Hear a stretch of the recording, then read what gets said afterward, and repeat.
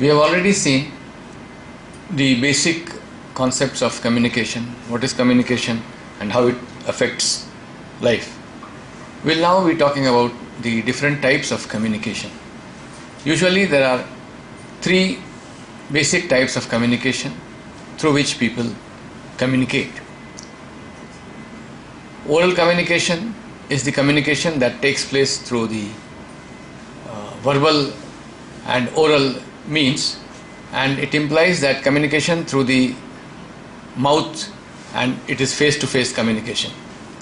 This type of communication is the most usual form of communication through which people communicate. Then there is a written communication, which involves any type of interaction that makes use of the written word. This is more formal and is usually more reliable because it is a recorded form of communication which the business organizations follow. The third type of communication is non-verbal communication, which is usually understood as the process of communicating through sending and receiving wordless messages between people. In fact, non-verbal communication can accompany all forms of communication because it is the way to express views in addition to words, written or oral. Oral communication has several advantages. It is more effective, speedy and economical because you don't involve pen or paper and you don't involve much time also. Oral communication gives immediate feedback whether you have understood or not because it is in an interactive mode. It is more transparent. But there are several disadvantages of this form of communication. There is every likelihood of distortion of message. Then there are no permanent records, so people can often retract from what they have said. It is unsuitable for lengthy communication. There are emotional barriers, the way you express, the use of paralanguage and several other things. And the spontaneous response that comes in an oral communication may not be well thought of. Written communication, on the other hand, has several advantages. It is more precise and explicit, and its biggest advantage is that it is verifiable. That is, it can be recorded and kept for years.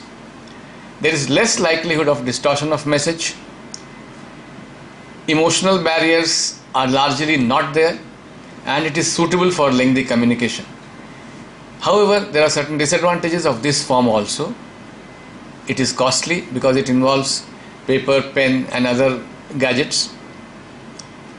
It may not always clear doubts because written word also has several meanings.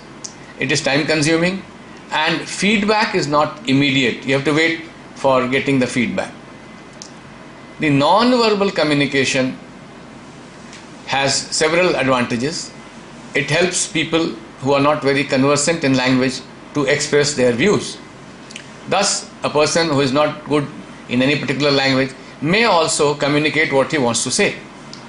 In addition, it adds to the effect of conversation by laying emphasis on what the speaker wants to say. It is a very fast way to transfer a message. One gesture may tell what has to be done in a flash of a second. But there are several disadvantages of this form of communication. There are greater chances of misinterpretation. It cannot be verified, and there may be regional or cultural variations. So one gesture may mean one thing in one society and it may mean exactly the opposite in another society. But all said and done, non-verbal communication is usually accompanied by the oral communication, and it is always suggested that oral communication should be backed with non-verbal communication because it adds to the impact of the communication.